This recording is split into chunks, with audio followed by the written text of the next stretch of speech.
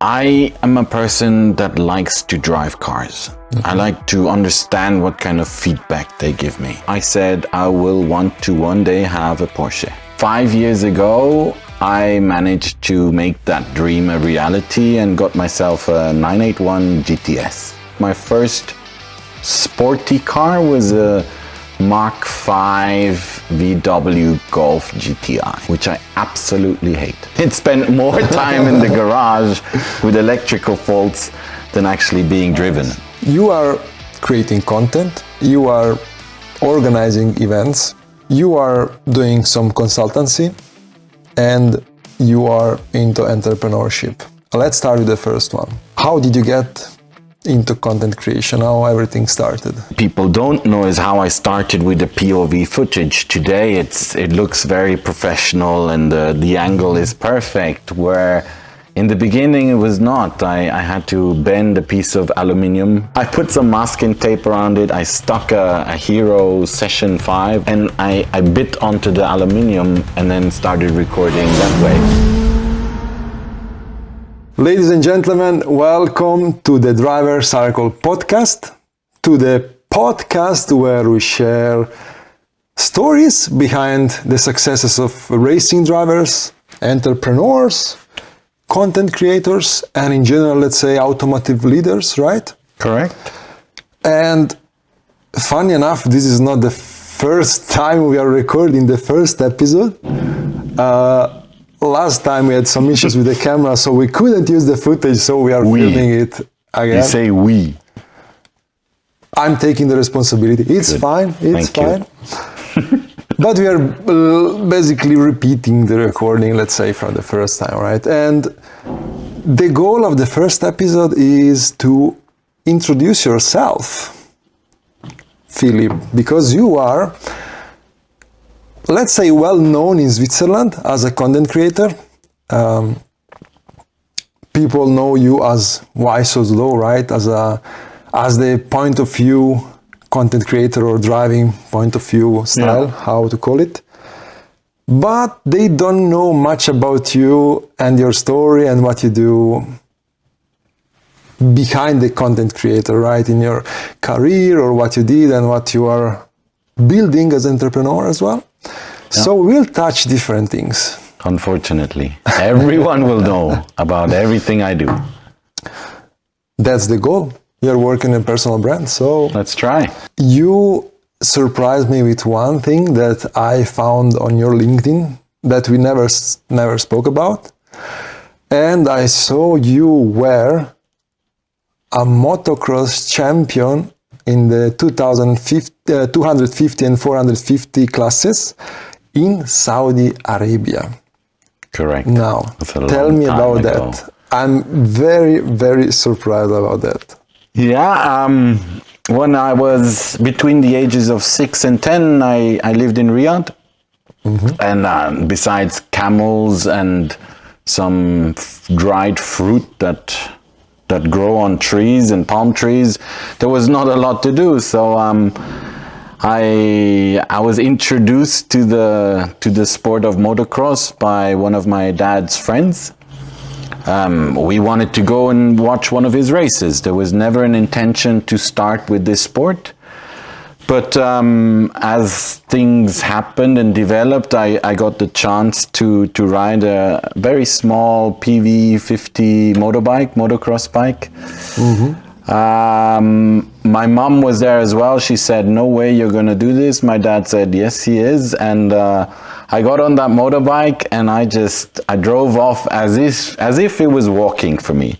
And that's pretty much the start of my journey in motocross. And now?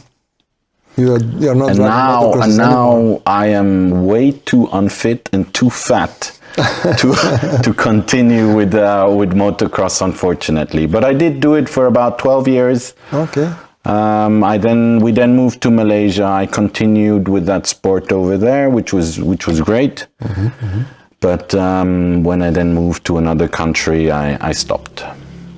So Saudi Arabia, but you technically you're born in Switzerland, right? And then you moved to Saudi Arabia. Correct. And then to Malaysia. Yeah. So do you speak any Arabic language or Malay? Unfortunately, not. Okay. I could always swear in Bahasa. I can swear in Korean because my mom's from Korea. But other than that, I don't speak any other foreign languages. And how do you feel about these countries? Because you spent a few years living there, right?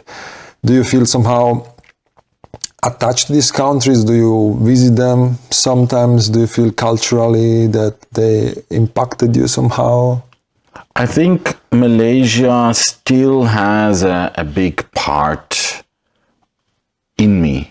I spent 10 years there. I spent from the age of 10 to 20. That is the time I spent in Malaysia. So it's a big chunk of my life, and I experienced so many cool things about that country, about all the different cultures there. And I do miss it. In Switzerland, everything is very strict.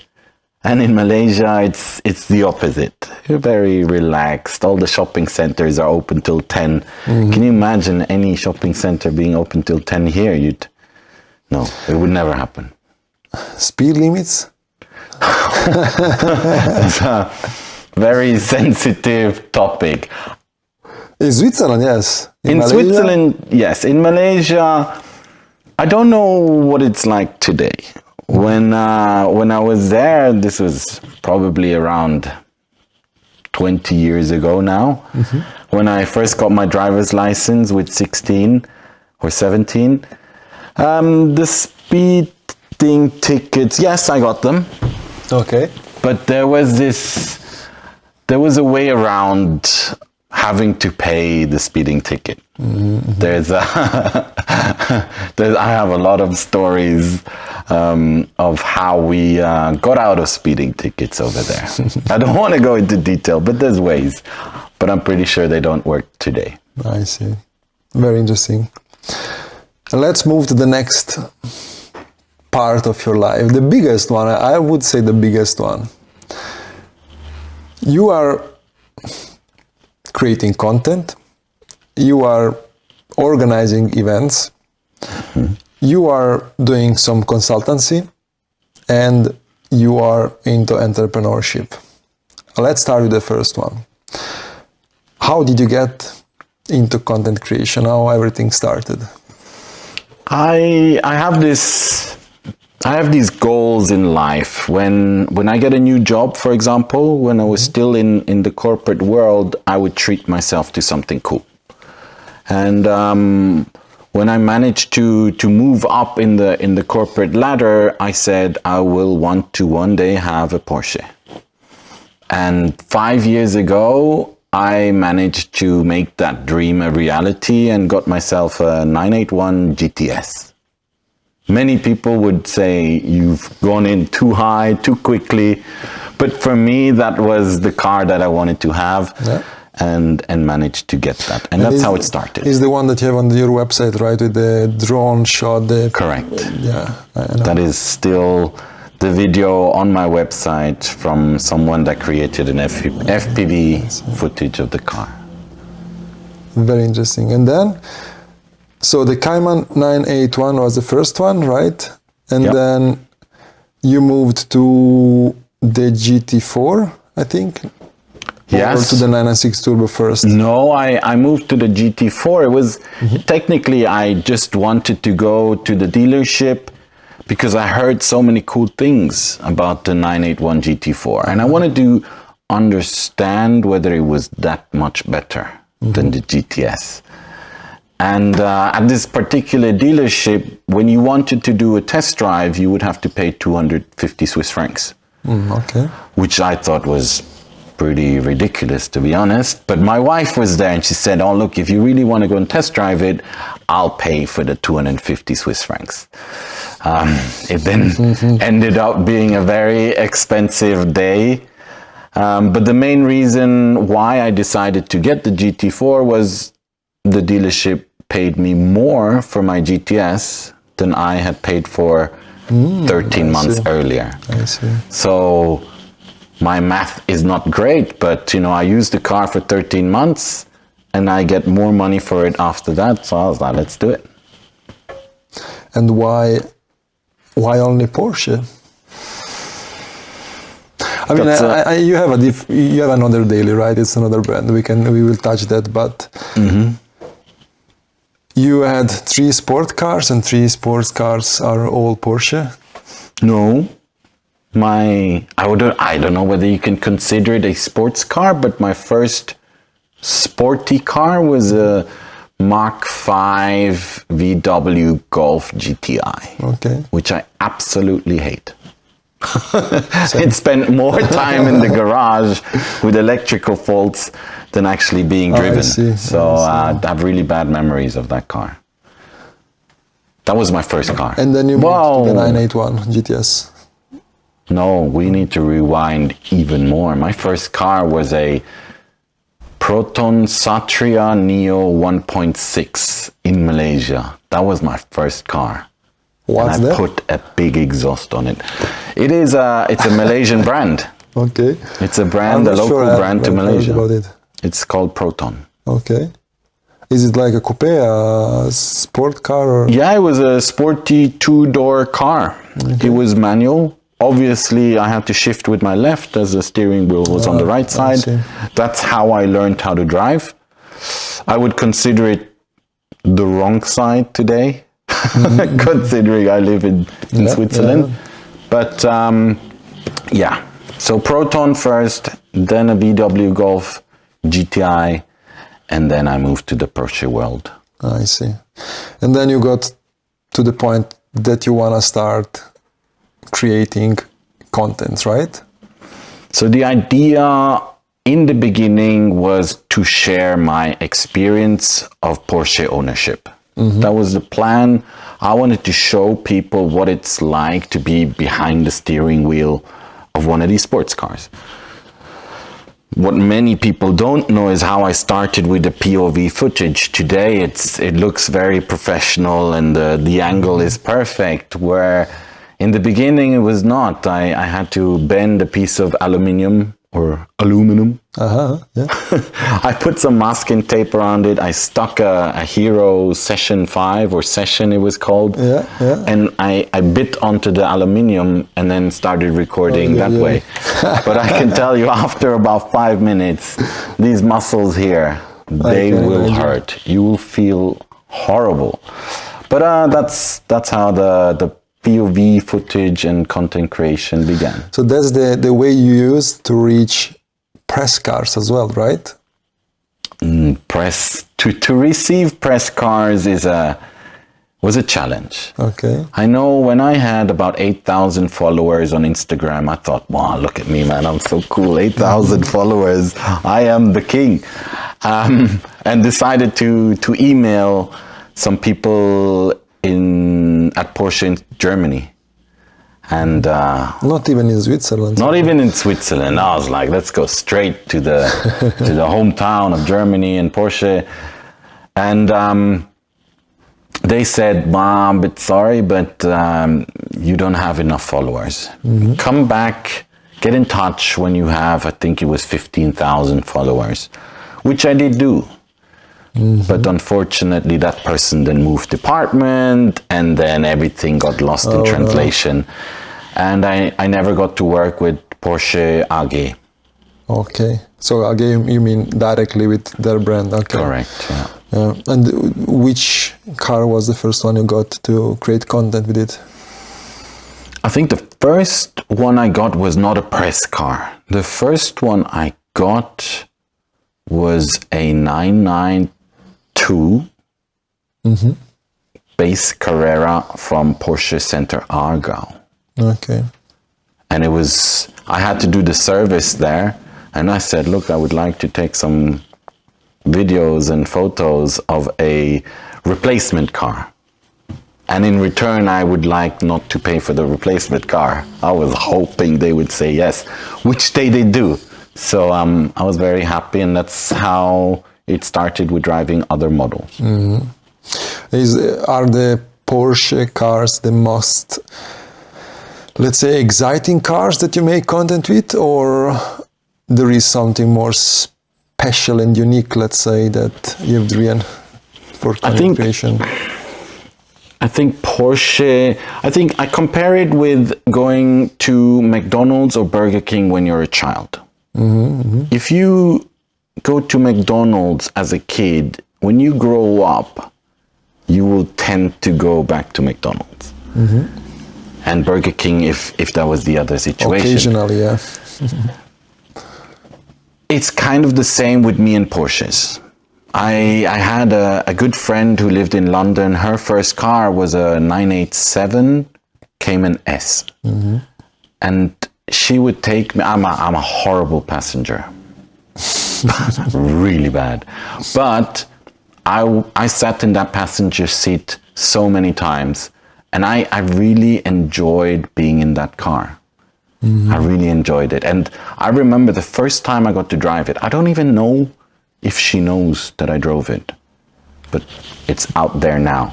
But she asked me to turn on the car because she was away and it was not plugged in. So she said, "Oh, could you please try and turn on the car to see whether it would start?" But it didn't. But we then called a few people, managed to get it started, and me being the nice friend would take it around the block. And that's when that was the first time I sat behind a Porsche. I see. Is that the craziest thing you did with a Porsche?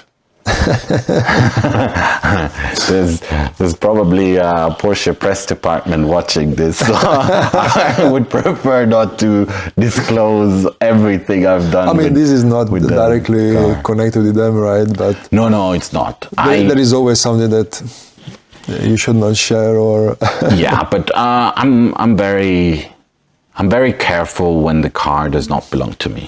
I really ensure that I do not go over the limit. Yeah, the occasional drift might happen, but I would not go too crazy in cars that don't belong to me. I see. And now we talk about Porsche, right?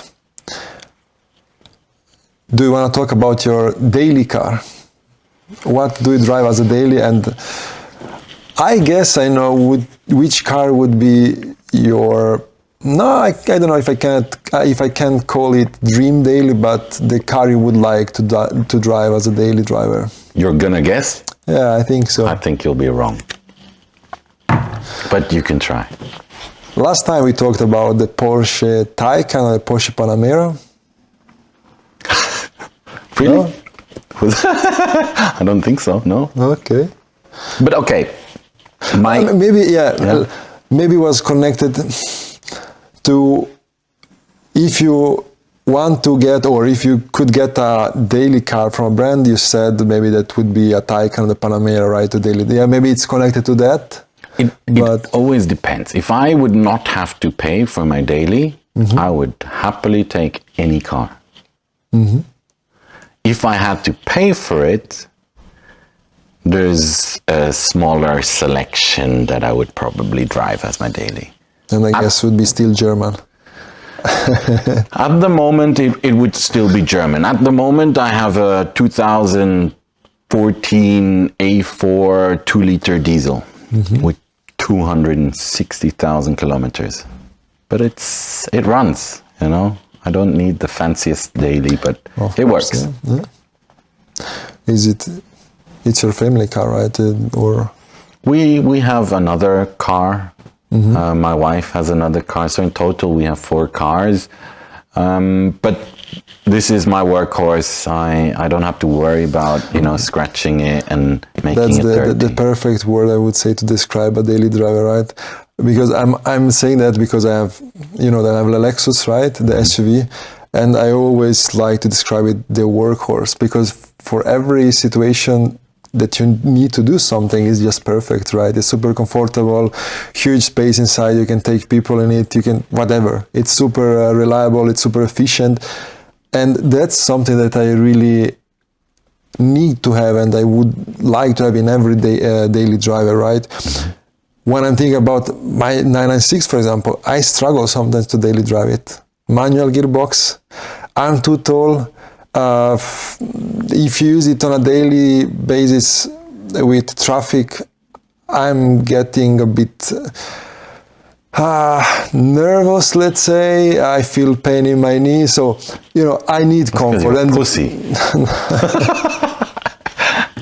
I don't know if it's attached to the age. The older you get, the more comfort you I don't need. think so. Or it's just that I've driven too much the Lexus and then I got used to the comfort from that car. Probably it's that, right? I think that is probably the reason, yeah.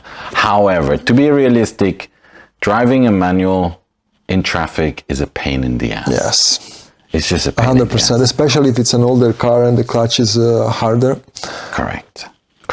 It's a pain. So my daily would probably always be an automatic or a PDK car. Same. Even though a lot of car enthusiasts will disagree with us, right? But it's really a pain. I'm always saying, like, if you are doing a trip to go and meet another business person to do a meeting, and you are driving around the city and finding parking spots around, and getting stuck in traffic, to me it doesn't make sense anymore. I'm doing it from time to time, but I'm arriving at home and I'm tired and I can't wait to sit inside the Lexus and drive it, because I don't know, psychologically I'm getting tired of it. And as much as I like to drive the Porsche with the manual gearbox, it's super engaging, it's super fun and everything, but I prefer to keep the situation on the weekends, for example, Yeah. That's how I feel about that. Tell me your dream car then. Oh, I didn't expect this question. My dream car. You need to set some kind of boundaries. Dream car. But you need to set boundaries. Is money a limit? No. There's no limit to money. No limits. Dream is a dream. So no budget limit. No. Any year? Any year. No limits at all. Oh, that's a very, very difficult question to answer. It's difficult because I am a person that likes to drive cars. I like to understand what kind of feedback they give me. If I don't know, if the car, just by looks, maybe a CLK GTR. Okay, Just by that's looks. a surprising answer. Okay. Why surprising?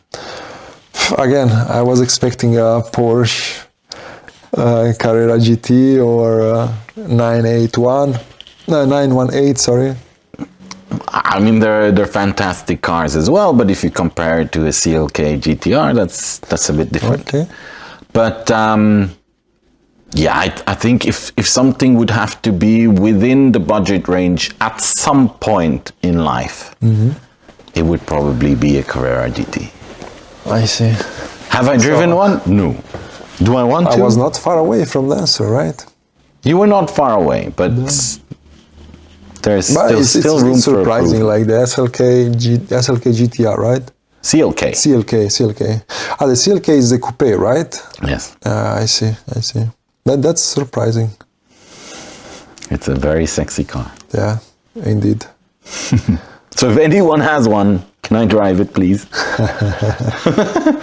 Is it two-seater, right? It doesn't have. It has a bucket seat with the roll cage inside. I think Yeah, it's there's only two seats. I mean, I would not want to racing have event. anyone next to me when I drive that car, to be honest. But I don't know the details about it now, but I know the aesthetically the design, how it looks, but I have no idea the engine or the gearbox or it's anything. just great. It's more than enough to know that it's a great car. Yes. Okay, we covered a lot when it comes to cars and content creation, right? Now we are coming to the critical part. Which is? Shift happens, Yes. right? Last year, you organized the first edition. I only heard positive and good things about it. Everyone was super hyped after the event happened. Nobody knew what to expect up front. And I think it was super successful last year, right? It can always be better, of course, but it was super successful. Now, 2026, the second edition. Yes. We had a deal, Wow. but unfortunately, What was the deal? The deal was to sell the tickets through grandeturismo.com. We never signed any documents. All right, it was a verbal agreement, right? There was a verbal agreement based on things you had to ensure would be done on time. On the delivery. Correct. Right. Unfortunately, we didn't deliver the new website with all the features that you needed, with all the options, right? By the end of February, I think, or beginning of February, I don't remember. Correct. But you choose again another platform, it's fine.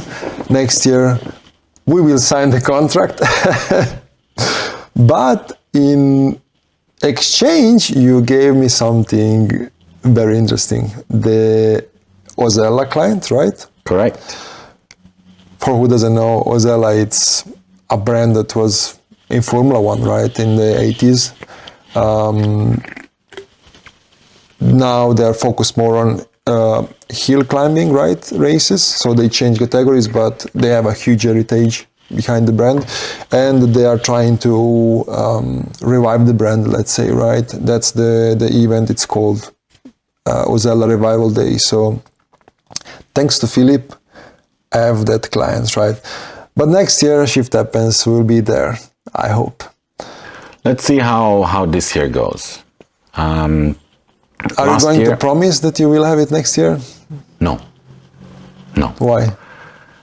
After 2025, I said I am never doing another car event because there's so much pressure. There's so many people. There's so many things you need to organize, and I'm not an event organizer. Mm-hmm. But I have an idea, and I think it will work, and I just do it.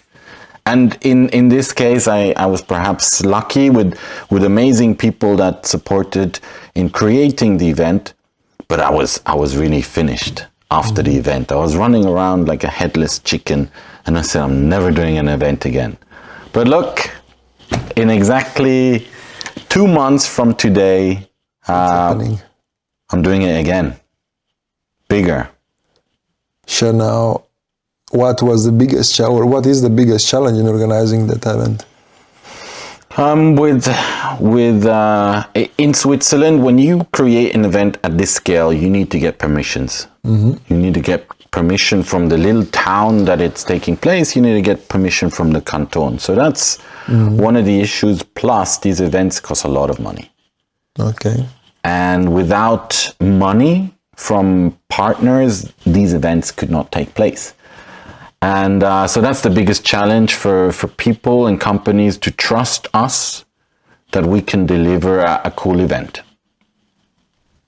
And can you share something exciting that the audience can expect at the new event this year? You can expect a lot of cars. That's one thing.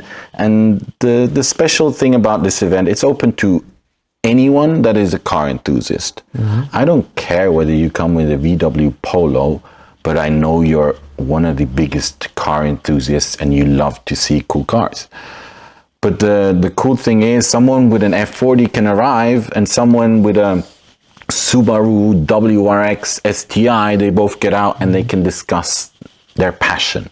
And that's what I want to continue to provide. I think last year that the balance was perfect, right, between the cars. You had hypercars, you had supercars, but you had all type of cars from Japanese, mostly Porsche, of course, right? Yep. You have a big Porsche audience behind you, but there were a lot of Japanese cars as well, BMW, Audi, and other brands. So I think the balance was really good.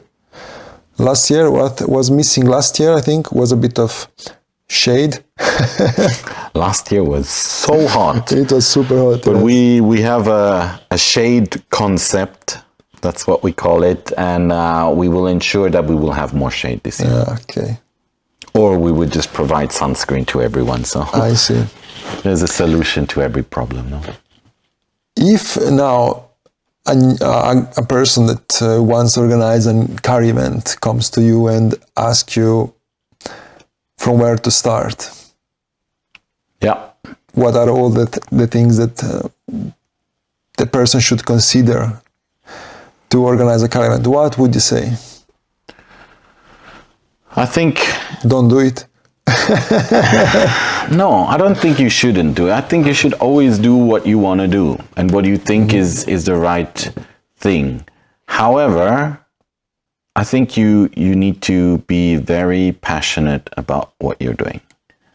And I think you cannot do it alone. You need people behind you. You need someone that's like, oh, look, I will support you with a certain amount of money just for you to get started. And someone else that can help you in finding a location, for example. And then that's when it starts to develop into a ball that starts rolling. And when it's rolling, just make sure it keeps rolling. And then you can create something that might become something big at some point. I think the key thing is to start, right? Yes. I think the idea, it's worthless if you don't execute, right? I think we can compare it with our podcast. We are here in this garage filming. The setup is not perfect. The location, Setup is so good. So good. Could not be better. Especially after the first recording was... But what I want to say is, like, we are recording in a garage. We didn't change the furniture or anything. I think the key is always to start, right? Start doing it, jump, and then while you're flying, you will find all the answers on the go, right? And I think that's where a lot of people get stuck. I think they have ideas, but they are not executing. And you mentioned one key aspect as well. It's alone, it's very difficult. It's not impossible, but it's very difficult. I think you need to create a good team, 2-3 people around you that will support you as you did, right? And I think it will be way easier because then you use expertise or knowledge from all of 2 or 3 people involved, and it would be way easier. I think the biggest issue is, again, it's the idea is worthless without execution. So correct. Just go with it, start. The first edition maybe won't be as expected, but you will learn on the go and you will improve on the go. But to add to that, I started very small. It would start with 20 cars, then it would start with 50. You're then talking 100. before the first shift Before happens. the first official shift happens, there were already a few smaller events that I conducted, and you learn so much from the smaller events. And I think at some point, if it doesn't work, you need to say, maybe this won't work out, but you need to set those limits yourself. Yeah. I mean, you should always listen to feedback, right? After the event happened, you should ask people around. It's like with company or digital products development. If you're building a website, you should always ask your clients feedback and learn out of it and improve it, right? The same it's for every business you run. But you didn't mention driving tours, right? Another project, yes. Another project, and it's the 3rd time you are running it now, if I'm not mistaken. Technically, it's the 4th time. The first time was a bunch of Norwegian Porsche drivers that came to Switzerland, and I helped coordinate an itinerary and spend a few days with them. Then we did a road trip in the Dolomites. Last year, we did a road trip in the south of France. And this year in September, I will do that road trip again. To south of France. To the south of France, right. Yes. Very interesting. A lot of involvement in the car events, let's call it industry, right? You're leveraging your personal brand quite a lot. Like, I mean, if you didn't have Ysooslow as a brand, probably you would question yourself if you would start, right? So in this case, you're leveraging a lot Ysooslow to promote your tours or shift happens. But Ysooslow is a brand, but it's not necessarily a brand that's making money. So I guess you need to differentiate. Ysooslow is a passion project. I do it because I'm passionate about these cars. I'm passionate about meeting people. I'm passionate about bringing people together. So it's not about making money. Making money is a different story, and I always had my passion and hobby something separate to my daily job. Whether that will change, we will see.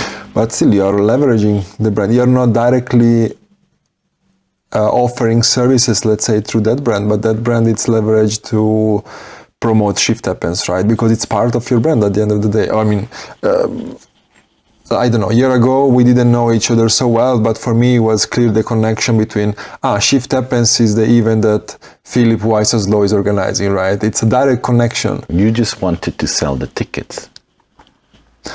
Of course, that's leveraging the brand, right? Yeah. But what I want to say is that you have a strong brand in Switzerland. Everyone knows Ysooslow.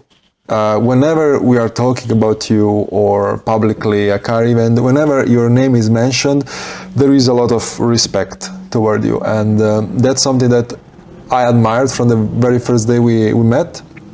I think you are very, how to say it, personal with the feet on the ground. Yeah. In that sense. Yeah.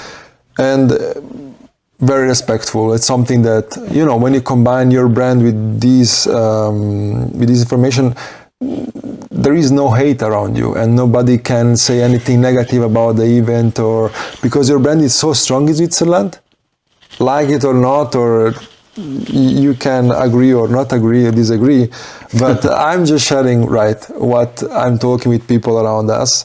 And the second thing I want to say is that you have a strong brand. If you stop doing Shift Happens, if you stop doing these tours and you start doing something else, you can again leverage your personal brand to build the third business or whatever, because you know, the companies like Shift Happens or the other company that we will talk about, they can fail and they can, we hope not, right? They will maybe disappear, but Ysooslow will stay there. It's something that you build, it's your brand that you build, that you can leverage any time in the future to have an impact on your businesses. So I think it's something that I'm really, how to say it, impressed, and I'm liking a lot, because you worked a lot toward that brand. Right? It's like 5-6 years now that you're building that brand. And you're doing really, really, really great. You're working with brands like Porsche, right? With other companies. You have a lot of sponsors for Shift Happens. So correct, yeah.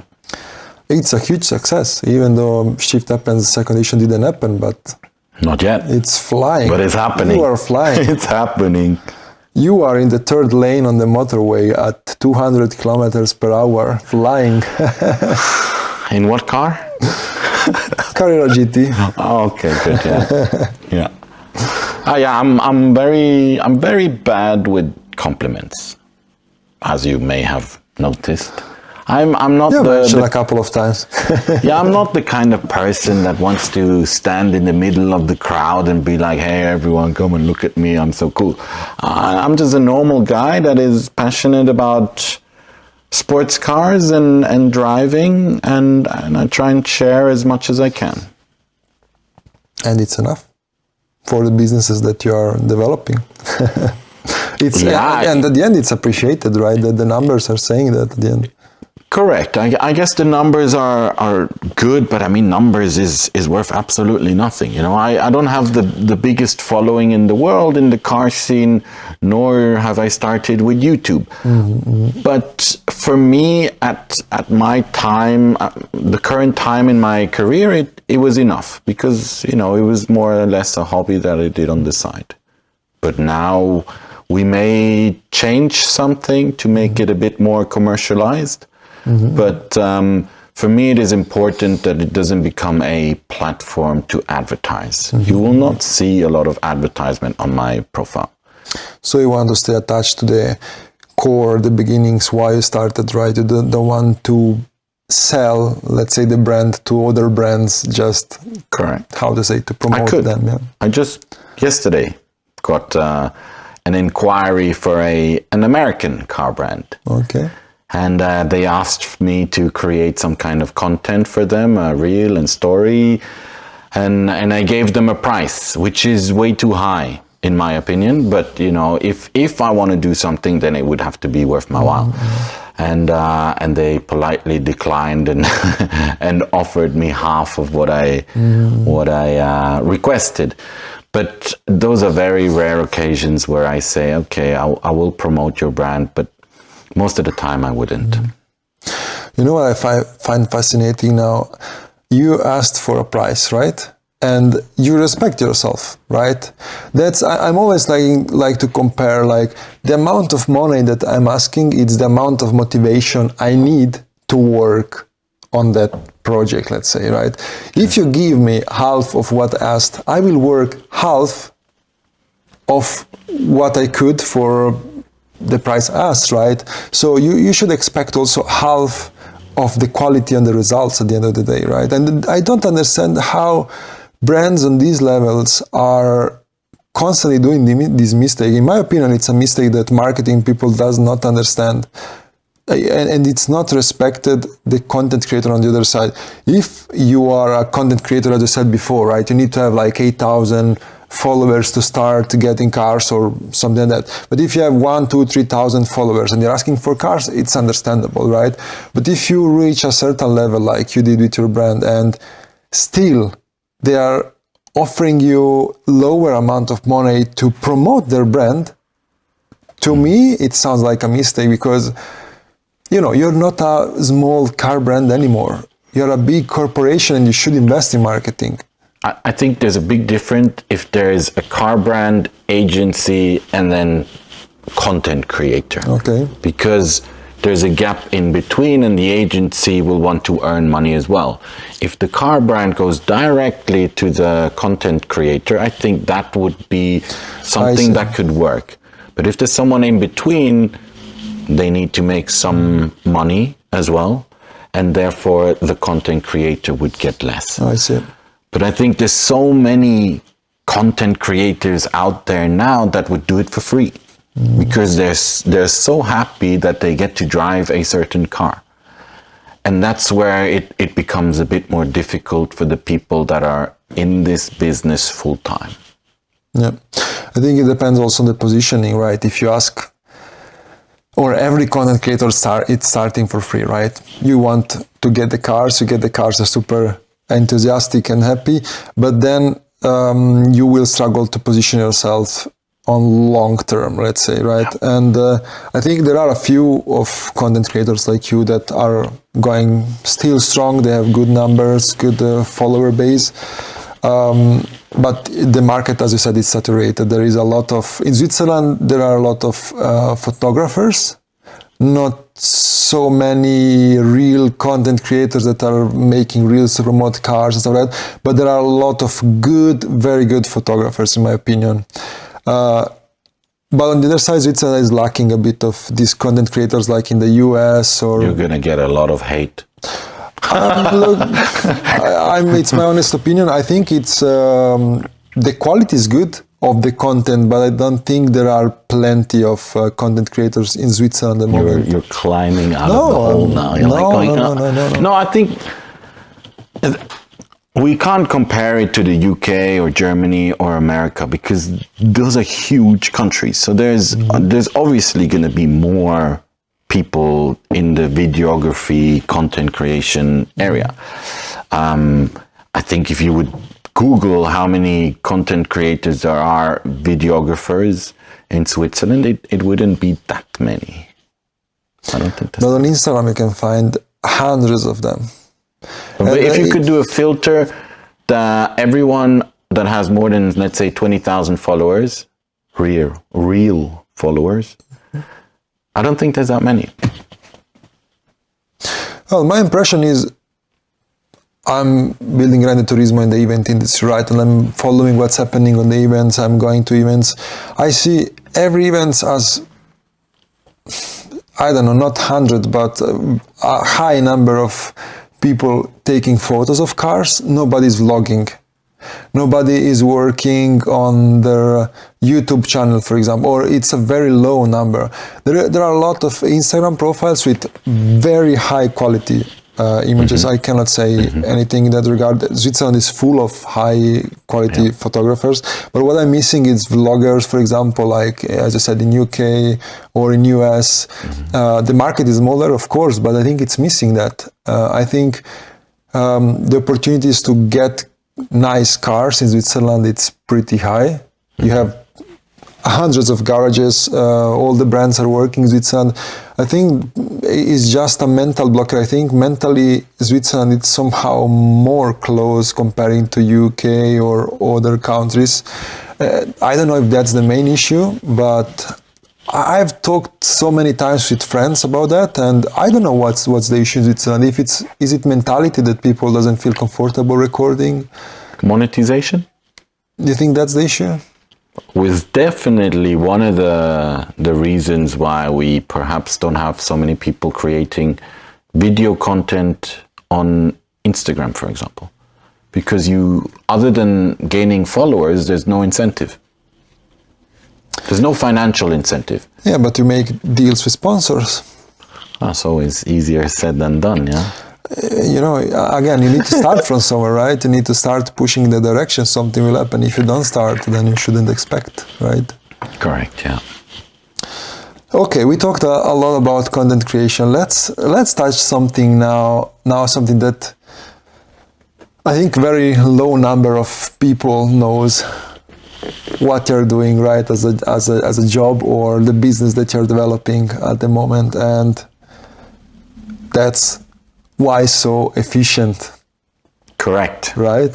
Why Very so creative slow? name. Why so slow and why so efficient? Yeah.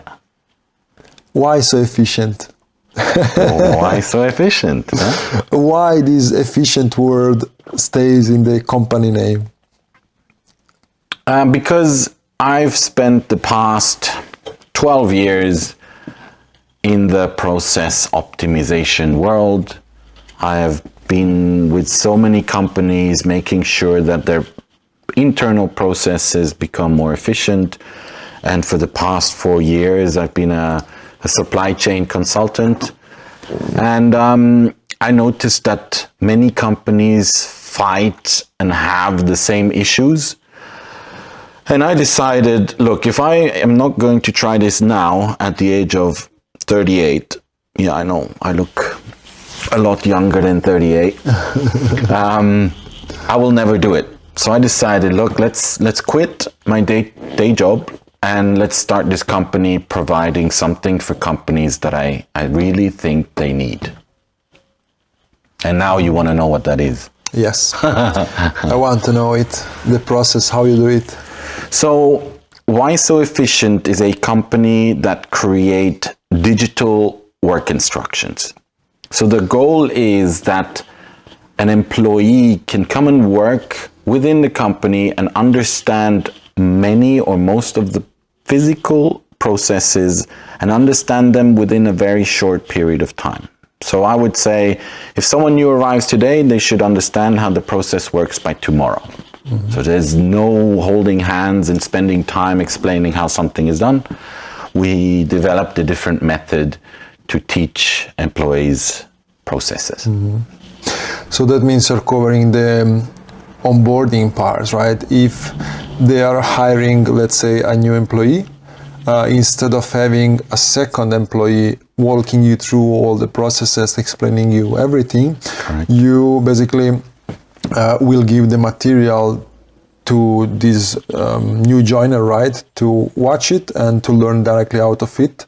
So you save time to the other employee that doesn't need to invest time around you. Correct. And who does that then? Are you always present during these filming sessions with the clients, or? I mean, this is a startup, and I have a clear vision of what I want to achieve. And now it's a matter of getting to know companies, doing smaller projects, and building something a lot bigger. But at the moment, we have clients in the dentistry department, we have manufacturing sides, we have the food industry. So everywhere where you have repeatable physical processes are potential clients for us. Very interesting. Did you see any opportunity in the car market? It was, I mean, the area or industry that comes to mind is garages. So any garage that has repeatable processes, let's say changing oil on a 964 RS as an example. Yep. Maybe not everyone knows how to do it, or maybe on the electric cars, not everyone knows how to do it.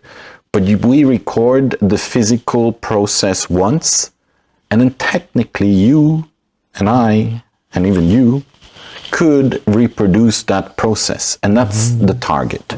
I don't want any company to waste time on teaching someone how to do something. Done.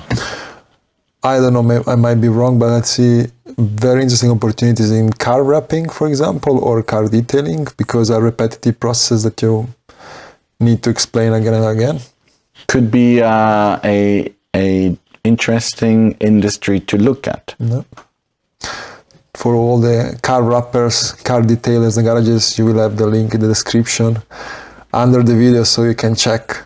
Just go make sure your budget is quite high, right? Prepare the bags of money, right? Just, oh, the bag of money, yeah. But let's go back a few steps. And when was the moment in your career you understood, okay, I want to step out from the 9-to-5, for example, career, and I want to start my own project and start my entrepreneurship career or entrepreneurial career? I think everyone has their reasons why they want to do something on their own.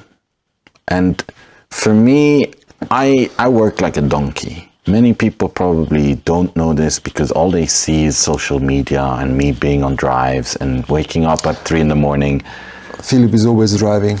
No, I'm not always driving. I do drive a lot, but I also work very hard and very long hours. And I said, why not invest that energy into something that belongs to me, rather than investing so much time for someone else? Not that they're not doing a good job, it's just I wanted to do something that I know could solve an issue on the market. No one else was providing it. And that's when I thought, I need to do it. Yes, it's financially, it is the worst decision. My savings account is going like this. But that's the risk I'm taking. And if it works out, great. If it doesn't work out, I tried. How they say it, no risk, no fun. But at least, or let's rephrase it. I think the risk is big, but the purpose in life, it's way higher, right? If you don't find the purpose in life in doing a 9-to-5, you struggle in the morning to wake up, right? To go to work. And you find a purpose in entrepreneurship or in the project you are developing now, I think it's worth the struggle, right? It's not an infinite amount of time that you will struggle to get the first clients. I think any company, any startup, any business you start, the initial phase, it's always the most difficult one, even though it's the most fun part, in my opinion, like developing the idea into something real, let's say, and start working it. It's the most fascinating part to me. But I think you will struggle, you will get there, you will learn a lot, and it's fun. As you said, you're developing something that you are the owner of it, right? Yeah. It's true that you're not working anymore from 9-to-5, but you're working 24/7, right? Look at the bags underneath my eyes. But the purpose has a price, and I think for me it's the same. I want to live with purpose. I want to grow with purpose, develop myself in the direction where I see myself in the next year. And if you're doing so, I think you are on the right track, in my opinion. So struggle a little bit more, and you will get there.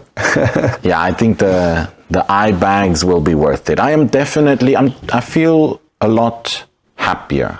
Even though I'm working a lot more, I know that this can potentially become something big. I never have a lot of expectations, But this is something that I really cherish and want to develop into something big. So you can confirm that you're happy, more happier? I'm definitely more happy, but everyone's circumstances are a bit different. I think if you have the best boss and you just don't really like being in the hamster wheel of going to work, coming back in the evening, then the tendency to try and do something else might not be there. But if you then have a combination of someone that's very annoying and wants things from you that you just don't want to deliver or can't deliver, then the circumstances are a bit different. I agree, absolutely. And is that then, or do you see it as a dream job, what you're doing now, or you think there is still a level above that? I think at the moment, the combination of events, road trips, my consultancy business, is there anything else I do? The podcast. I think those 4 things are what makes me happy. I've combined passion with professionalism and consultancy, and all these 4 things together make me happy. And food, as you can see. And if you have to drop one business out of these 4, it cannot be the podcast. Which one would be? Well, I could not answer it. I spent so much time with all these projects, and especially the projects that have people involved. The Shift Happens and the road trip is something I couldn't just drop off. Yeah. So what's next then, in general? What's your next big move, big plan? To not be on the job interview, where do you see yourself in 5 years, but I think in 5 years' time, I want to be doing things that make me happy, which is driving. I want to be driving a lot more. But in order to drive, I need to make sure something else works. More track days or more driving just... I am going to do more track days this year. However, it's just a vicious circle. A track day is so amazing, but a track day also costs a lot of money. So it's that, that circle, money, fun, how do you balance it? So, the more track days I will do, the happier I will be, depending how the track day ends. But yeah. But I think we can share a lot in the next episodes, right? With the guests we are going to have. Oh, we have some amazing guests. Yes. We have cool guests. Yes. We can't wait to share the episodes with them. Yeah. Let's not spoil anything about that, but we will cover a lot of the track days and there's some interesting people in the coming podcasts. Yes. Yeah, I don't think you should miss those. They'll be quite cool. So to avoid missing the episode, I think the best thing you can do is to subscribe to the channel. Right? That would be quite cool. To leave a comment. To like the video. Well, now there's 3 things already, no? 4th, follow us on Instagram. If they do 2 of the 4, we'll be happy. No. Subscribing is enough to support the YouTube channel and the idea behind the Driver Circles podcast. Yes. Right? And that's pretty much it, I think. That's it? Yeah. I think we covered all. Oh, that was good timing, no? I hope we were not too boring. Well, the audience will decide whether it was boring or not, We will see in the comment section. I wanted to do the podcast topless, but Marco said no. I said that type of podcast is for another platform. We'll see how the next episodes go, huh? That's it then. Thank you for having me. Thank you for being my guest today, even though you are the host. You'll see more of me and Marco soon. Together in the same role. So yeah, if you enjoyed it, as he said, try and support us, and we'll try and keep it as interesting as possible with some really cool guests coming up. Bye-bye. Bye.